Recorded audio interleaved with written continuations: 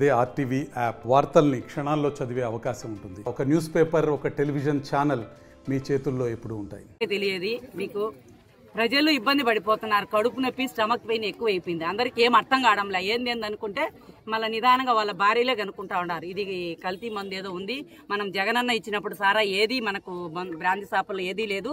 ఈ రోజు ఇంత స్టమక్ పెయిన్ ఈ మాదిరి వస్తుందంటే చాలా మంది చనిపోయేదానికి కూడా కారణం ఉంది. ఏదో ఒక జబ్బుతో పోతారని చంద్రబాబు అనుకుంటున్నారు.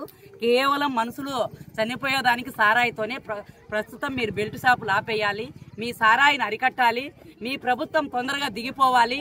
ప్రజలు మళ్ళా తొందరలో 2027 జమిలి వచ్చినా 29 వచ్చినా మేము ఎందుకంటే సారా తాగే వాళ్ళను, మహిళలను, వాళ్ళ భార్యలు మేము కాపాడుకోవాలి. వాళ్ళు బాగుంటే మేము బాగుంటాం, మేము బాగుంటే ఎమ్మెల్యేలు బాగుంటారు, ఎమ్మెల్యే బాగుంటే జగనన్న బాగుంటాడు. కాబట్టి ఇది దయ ఉంచి ప్లస్ పాయింట్ గా చెప్తానా, ఈ నారా రాక్షసరసం ఆయనకు తెలివి, బుద్ధి, జ్ఞానం అనేది ఉంటే నీ కొడుకును సీఎం చేసుకోవడానికి కొట్టకలాడుతానవే, కోట్లు లక్షలు పెట్టి ఈ రోజు ప్రజల కోసం ప్రాణాలు పోతా అంటే ఏమైతానవయ్యా చంద్రబాబు? నువ్వు చెప్పేది ఏంది, నువ్వు చేసేది ఏంది? అసెంబ్లీకి రా అంటాడు, మీకు సిగ్గులే? 11 మంది 40% ఓటింగ్ ఉంది మాకు. నీకు దమ్ముంటే మాకు ప్రత్యేక హోదా ఇచ్చేసేయండి. ఎందుకు ఇవ్వలేకుండా మీరు ఇవ్వలేకున్నారు? కానీ ఇట్లాంటివన్నీ ఫోర్జీలు చేసి, పోర్టింటులు చేసి, మీడియాలను కేసులు పెట్టి, ఫేక్ కేసులు పెట్టి నారా ఈ రోజు ఎన్ని కోట్ల ఆదాయం వస్తుంది ఈ సారాయిలో మీకు తెలుసా? ఎన్నో కోట్లు వస్తుంది. జగన్ సార్ చేసినప్పుడు ఎట్టుంది, ఇప్పుడు ఎట్టుంది? జగన్ పరిపాలనలో అందరూ పురుషులు బాగున్నారు, స్త్రీలు బాగున్నారు, మందు తాగినా కూడా ఆరోగ్యంగా ఉన్నారు. మీ మందు తాగితే కడుపు నిండా అన్నం తినేది లేదు. ఆడంటే ఆడ చెట్లలో పడిపోయి కడుపు నొప్పి వచ్చి హాస్పిటల్ చేరి చెప్పుకోలేక ఇంట్లో భార్యలు అరుస్తారని భర్తలు బాధపడే వాళ్ళు ఉన్నారు, భార్యలు బాధపడే వాళ్ళు ఉన్నారు. దయ ఉంచి మీ బెల్ట్ షాపులు మూసేయాలా? మీకేం కావాలా?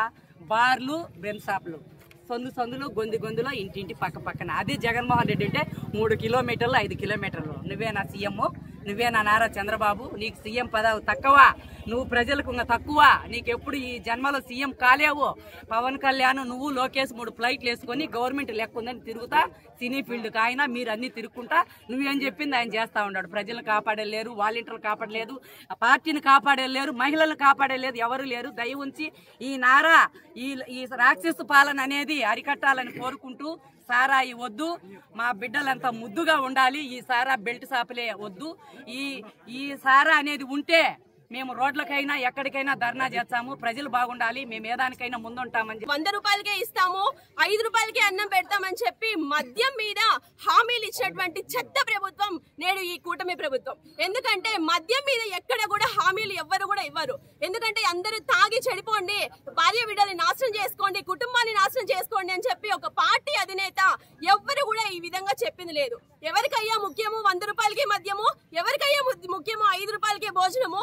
100 రూపాయలకి మద్యం తాగి 5 రూపాయలకి అన్నం తిని ఇంట్లో వెళ్లి మగవాళ్ళందరూ పడుకుంటున్నారు. బాబు, ఆ ఇంట్లో వాళ్ళు ఎలా తింటున్నారు, ఎలా బతుకుతున్నారు అని చెప్పి ఎవరైనా ఆలోచిస్తున్నారా? ఈ రోజు మీ యొక్క పార్టీ ప్రయోజనాల కోసం, మీ ప్రభుత్వ ప్రయోజనాల కోసం ఈ రోజు ప్రజలందరినీ కూడా ఇబ్బంది పెట్టే విధంగా మీ పాలన జరుగుతూ ఉంది. మహిళలందరూ కూడా దీనిని ముక్తకంఠంతో ఖండిస్తున్నారు.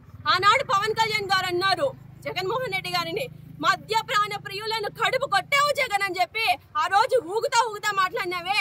ఈ రోజు నకిలీ మద్యం రాష్ట్రంలో ఏరులై పారుతా ఉంటే ఎక్కడికి వెళ్ళిపోయావు పవన్ కళ్యాణ్ గారు అని చెప్పి ఈ రోజు ప్రశ్నిస్తున్నాం. రాష్ట్రంలో ఎలాగైనా సీటు సంపాదించాలి, రాష్ట్రంలో స్థానం సంపాదించాలి అని చెప్పి బీజేపీ ప్రభుత్వము, అలానే ఒక్కసారైనా ఎమ్మెల్యేగా గెలవాలని చెప్పి జనసేన ప్రభుత్వము, వీళ్ళందరూ కూడా దొంగలందరూ కూడా మూకముడిగా వచ్చి ఈ రోజు రాష్ట్రాన్ని ఎంత నీచ స్థాయికి దిగజారుస్తున్నారో ఒకసారి మనం అందరం కూడా చూస్తున్నాం. ఎందుకంటే పక్క రాష్ట్రాల వాళ్ళందరూ కూడా మాట్లాడుకుంటున్నారు.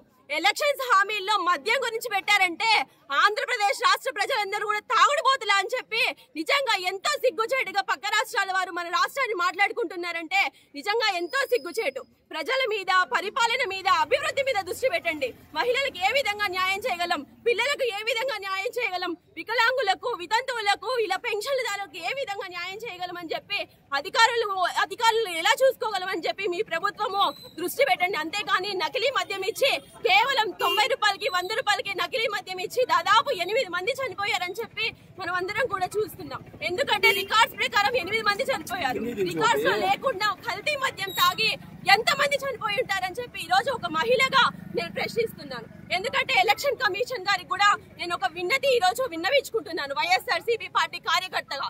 ఎందుకంటే ఎలక్షన్స్ ప్రచారంలో నాణ్యమైన మద్యం కేవలం 100 రూపాయలకే ఇస్తామని చెప్పి చంద్రబాబు నాయుడు గారు, పవన్ కళ్యాణ్, అలానే మోడీ గారు ఏ విధంగా చెప్పారో ఇప్పుడు కల్తీ మద్యం ఏ విధంగా ఇస్తున్నారని చెప్పి ఎలక్షన్ కమిషన్ నేడు ఈ ప్రభుత్వాన్ని రద్దు చేసి మళ్ళీ ఎన్నికలకు వెళ్ళవలసిందిగా నేను ఎలక్షన్ కమిషన్ కి విన్నవించుకుంటూ ఇక్కడ మరిన్ని వీడియోస్ కోసం ఛానల్ ని సబ్స్క్రైబ్ చేయండి, లేటెస్ట్ అప్డేట్స్ కోసం వాట్సాప్ ఛానల్ ని ఫాలో చేయండి అండ్ లింక్ డిస్క్రిప్షన్ లో ఉంది.